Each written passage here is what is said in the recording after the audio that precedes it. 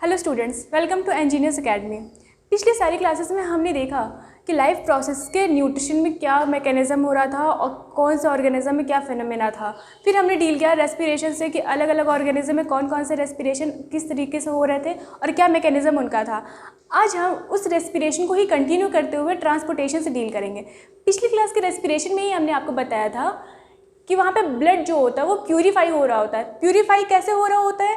जहाँ पे CO2 का कंसंट्रेशन को कम किया जाता है और O2 के कंसंट्रेशन को हाई किया जाता है। ये काम हमारा करा था एल्वियोली, जो हमारे लंग्स का एक छोटा सा पार्ट था।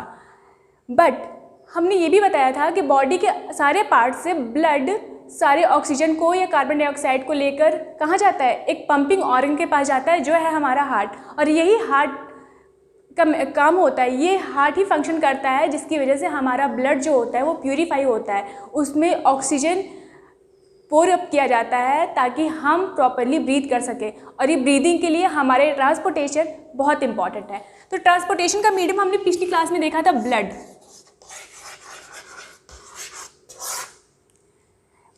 पहले हम इस ब्लड को ये देख लेते हैं कि ब्लड क्या है। ब्लड दो कंपोनेंट से मिलकर बना होता है। पहला होता है प्लाज्मा और दूसरा होता है सेल्यूलर कंपोनेंट।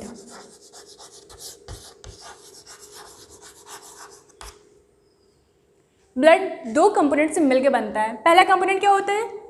प्लाज्मा होता है, जो ब्लड का ओवरऑल एक जो ब्लड होता है उसका 55% प्लाज्मा कॉन्स्टिट्यूट करता है।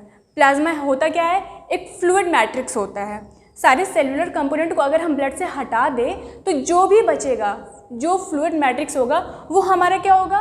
प्लाज्मा होगा। इसमें कुछ प्रोटीन्स होते हैं, कुछ वाटर होते हैं और कुछ इंपॉर्टेंट मिनरल्स, विटामिन्स होते हैं। सेलुलर कंपोनेंट की हम बात कर रहे हैं। सेलुलर कंपोनेंट में क्या क्या होते हैं? RBC, which is also called as red blood cells, और erythrocytes।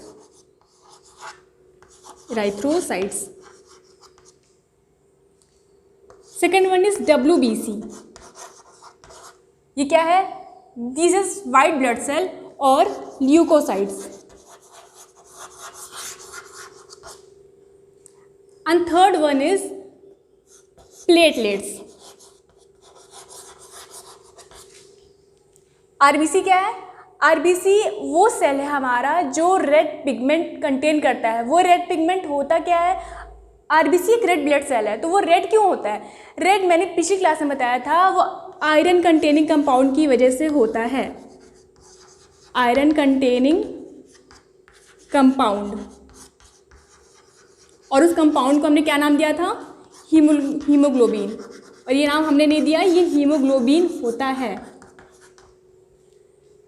ये आयरन कंटेनिंग कंपाउंड हीमोग्लोबिन की वजह से इराइथ्रोसाइट या रेड ब्लड सेल रेड होता है। और ये बेसिक कॉन्स्टिट्यूएंट है, या कह लो फंक्शनल कॉन्स्टिट्यूएंट है, ऑक्सीजन को ट्रांसपोर्ट करने वाला। ये जितनी भी ट्रांसपोर्टिंग मैकेनिज्म हो रहे होते हैं हार्ट में, लंग्स में या पूरी बॉडी में, वो कौन कर रहा होता है? RBC। कैसे कर रहा होता है? इस RBC के ऊपर एक हीमोग्लोबिन नाम का एक, कह लो कि एक गाड़ी होती है, एक ट्रांसपोर्टिंग एजेंट होता है, जो उसे पकड़ के यहाँ से वहाँ लेके जाता है। Second one is WBC, white blood cell. इसका क्या काम है ब्लड सेल में? ब्लड के सेल में वाइट ब्लड सेल लड़ाई का काम करता है। हम मान लो कि एक पेशेंट है, उसको ब्लड डिफ्यूजन करना है, उसके बॉडी में ब्लड को डिफ्यूज़ करना है, बट हो सकता है कि उसका ब्लड किसी और के ब्लड से मैच नहीं करेगा। वो आप हाई क्लास में पढ़ोगे, जो अलग अलग ब्लड टाइप्स होते हैं ना, अलग अलग जो ब्लड्स होते हैं, ब्लड ग्रुप्स जिसको हम कहते हैं, वो हमेशा क्या होता है कि एक ब्लड ग्रुप वाला ही पेशेंट दूसरे ब्लड ग्रुप वाले का ब्लड ले सकता है।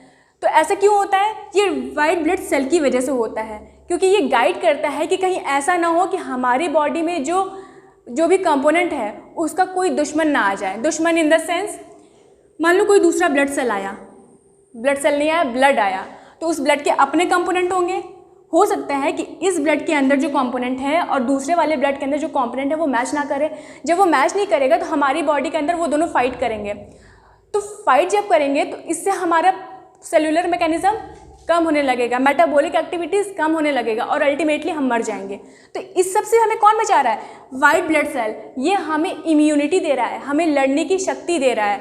और जितने भी आउटसाइडिंग एजेंट होते हैं, जैसे एलर्जेंट्स जितने होते हैं, हमें क्या होता है कि पर्टिकुलरली हमें किसी चीज़ से एलर्जी होती है। कभी कभी हम किसी डस्ट वाली जगह पे निकल जाएं जहाँ पे बहुत सारे डस्ट हो, तो हमें छींक आती है। क्यों आती है? क्योंकि वो डस्ट हमारी बॉडी में जा रहा है और हमें एलर्जी है उस डस्ट से। तो उस एलर्जी से कौन लड़ेगा? हमारा WBC लड़ेगा।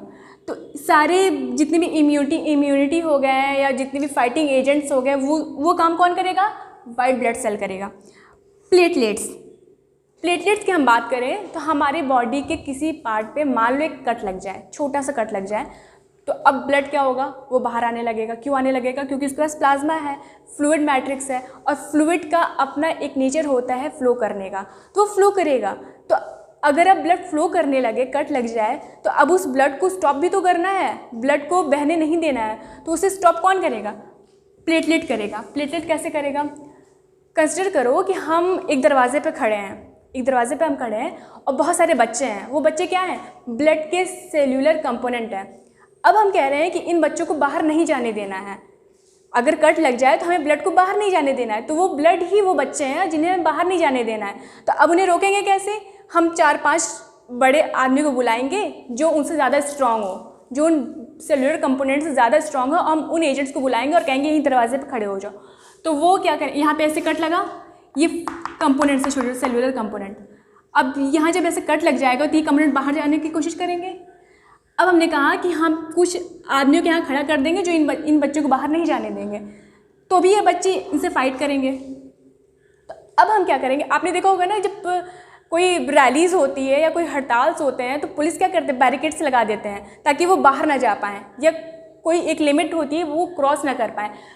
तो वो बैरिकेड अगर हम यहाँ लगा दें तो वो बैरिकेड ही क्या कहलाते हैं? प्लेटलेट्स कहलाते हैं। जो प्लेटलेट्स होते हैं वो क्या करते हैं? अपने सेल को रिलीज़ कर देते हैं इस कट पर। इस कट पे अपने सेल को रिलीज़ कर दिया। इससे क्या होगा? यहाँ के जो कंपोनेंट बाहर जा रहे थे अब वो कम हो जाएंगे, ठीक है। लेकिन अभी भी वो रुका नहीं है। तो अब रुकने के लिए वो क्या करेंगे? यहाँ पे छोटे छोटे बैरिकेड्स लगा देंगे। बैरिकेड्स मतलब एक थ्रेड लाइक स्ट्रक्चर लगा देंगे। अब ये थ्रेड लाइक स्ट्रक्चर जब लग जाएगा तो एक नेट फॉर्म हो जाएगा। एक ऐसे अगर नेट फॉर्म हो जाए तो अब क्या होगा? जब ब्लड यहाँ से बाहर जा रहा होगा तो इसके सेल्यूलर कंपोनेंट जो थे वो इसमें ट्रैप होने लगेंगे। अब इस नेट में सेल्यूलर कंपोनेंट ट्रैप हो गए। अब ये नेट भी बंद, तो प्लाज्मा बाहर जाएगा नहीं। प्लाज्मा बाहर नहीं जाएगा मतलब अब जो ब्लड का फ्लो था वो प्रॉपर्ली ब्लॉक हो चुका है, अब वो बाहर नहीं जाएगा। तो प्लेटलेट्स क्या करता है? लॉस ऑफ ब्लड को रोकता है। It prevents the loss of blood. तो ये था हमारा ट्रांसपोर्टिंग एजेंट। जो इम्पॉर्टेंट कंपोनेंट हमारी बॉडी का है, जो ट्रांसपोर्टेशन के लिए इम्पॉर्टेंट है, वो हमारा ब्लड था। अब हम ये देखते हैं कि ब्लड ट्रांसपोर्ट कैसे हो रहा है हमारी बॉडी से हार्ट में, heart to lungs and lung to heart and then again heart to body कैसे ट्रांसपोर्ट हो रहा है। तो ये देखने से पहले हम हार्ट का एक डायग्रामेटिक व्यू देख रहे हैं। और हम क्या देख रहे हैं यहाँ पर? ये हार्ट हमारा जो है ये 4 चैम्बर में डिवाइडेड है। 4 चैम्बर में कैसे डिवाइडेड है? सिंपल, इसका सिंपल डायग्राम ऐसे देखो।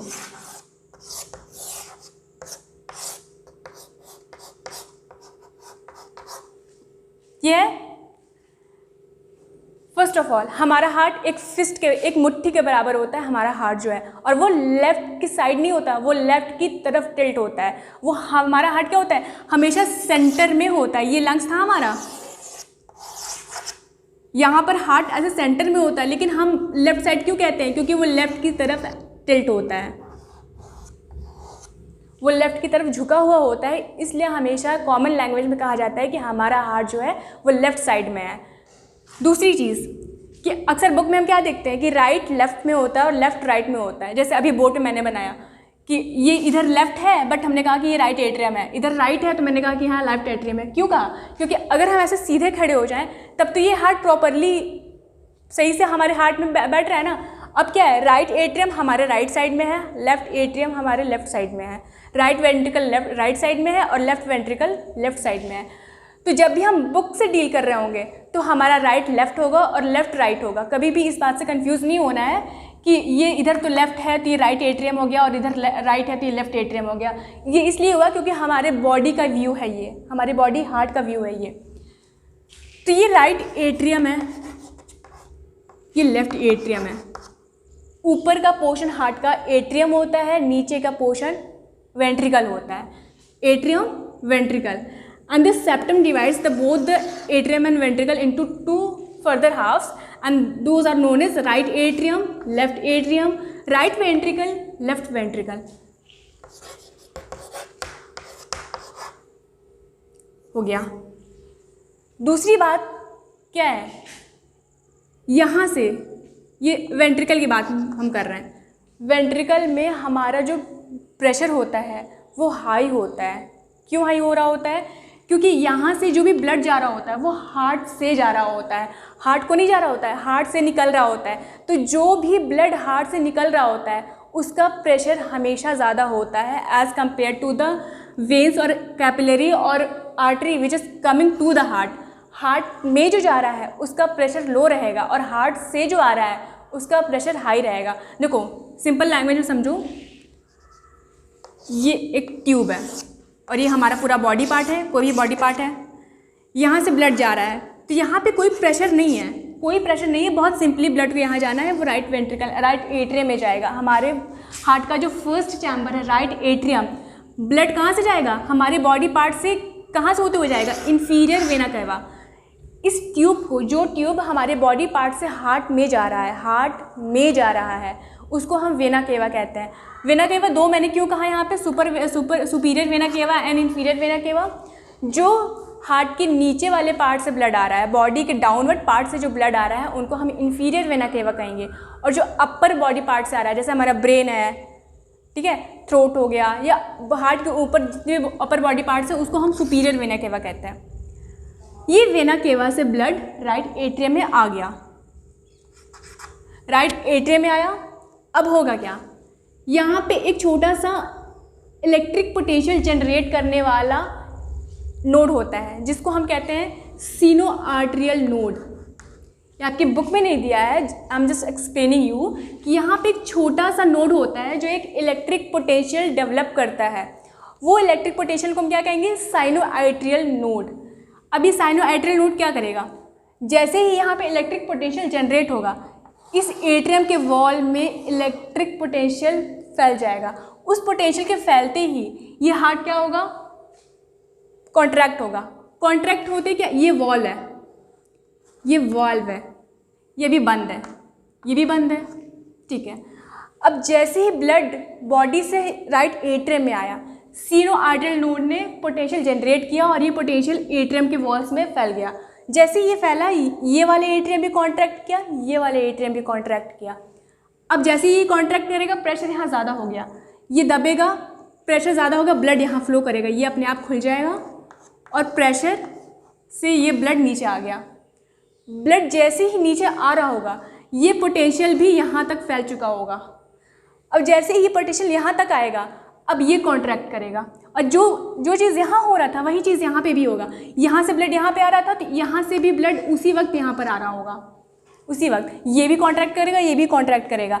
अब यहाँ से ब्लड इसमें आया, इसमें से ब्लड इसमें आया, एट्रियम से वेंट्रिकल में आया, right atrium to right ventricle, left atrium to left ventricle. अच्छा, अब ब्लड यहाँ पर आ गया और पोटेंशियल भी यहाँ आया। पोटेंशियल जैसे ही यहाँ पर आता है, ये दोनों चैम्बर आप कॉन्ट्रैक्ट करेंगे और ये रिलैक्स हो जाएगा, ये अपने इनिशियल पोजीशन पे आ जाएगा और ये रिलैक्स हो जाएगा, ये रिलैक्स होगा और ये कॉन्ट्रैक्ट करेगा। जैसे ही ये कॉन्ट्रैक्ट करेगा, यहाँ से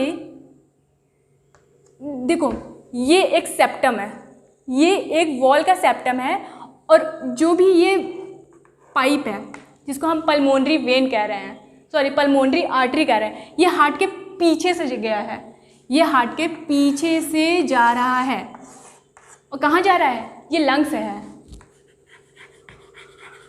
पिछली क्लास में मैंने बताया था ना, लंग्स में एल्वियोली होता है, एल्वियोली के पास ब्लड जाता है, वहाँ से वो कार्बन डाइऑक्साइड लेता है, ऑक्सीजन देता है। तो ये इसीलिए लंग्स के पास जा रहा है। क्यों? क्योंकि सारे बॉडी पार्ट से ब्लड अब इसमें आ गया है, इसमें से इसमें आ गया। अब वेंट्रिकल क्या करेगा? पीछे जो ट्यूब जा रहा है, पीछे जो पाइप है जिसे हम पल्मोनरी आर्टरी कह रहे हैं, वो अब ब्लड लेकर कहाँ जा रहा है, लंग्स के पास। लेके कैसे जा रहा है, यहाँ पे कॉन्ट्रैक्ट हो रहा है, अपने आप ब्लड मूव नहीं कर रहा है, मूव इसलिए कर रहा है क्योंकि यहाँ पे कॉन्ट्रैक्शन हुआ है, कॉन्ट्रैक्शन की वजह से प्रेशर डेवलप हुआ है, वो प्रेशर ब्लड को लंग्स की तरफ पुश कर रहा है। अच्छा, लंग्स में ब्लड गया, यहाँ पे ऑक्सीजनेशन हो रहा है, किसका, ब्लड का, ब्लड प्यूरीफाई हो गया। प्यूरीफाई कैसे हुआ, कार्बन डाइऑक्साइड को एल्वियोली ने ले लिया और ऑक्सीजन को एल्वियोली ने दे दिया, ब्लड यहाँ पर ऑक्सीजन रिच हो गया, यहाँ ऑक्सीजन रिच ब्लड हो गया। इसीलिए मैंने हार्ट को 2 कलर में कलर किया है। ये जो हमारा पार्ट है ये डीऑक्सीजनेटेड ब्लड है,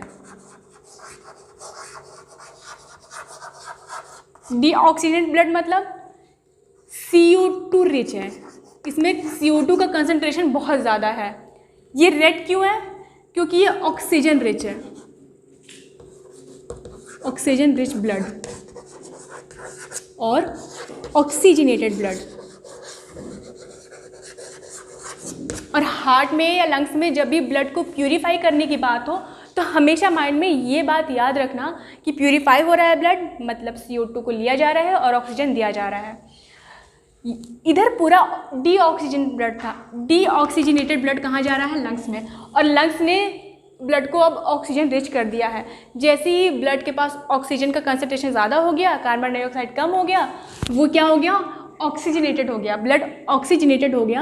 अब ये पल्मोनरी वेन से होते हुए कहाँ आ रहा है, लेफ्ट एट्रियम में। लेफ्ट एट्रियम में आया कैसे, पहले ही आ गया था।